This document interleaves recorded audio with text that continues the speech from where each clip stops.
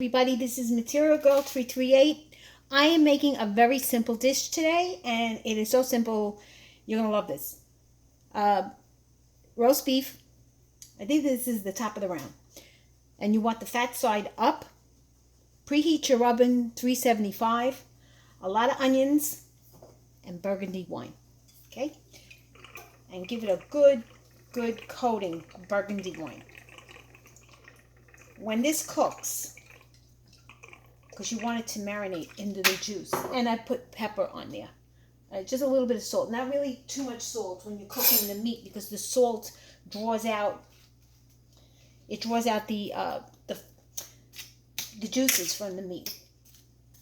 Okay, I think I'm going to put just a little bit more onions, because this dish requires a lot of onions. As they cook, they get the onions get nice and crisp. So that's it. And you want to take this out when it's medium rare, because I like my meat medium rare. And once you take it out at medium rare, it's still going to cook inside the meat. Very simple, very easy.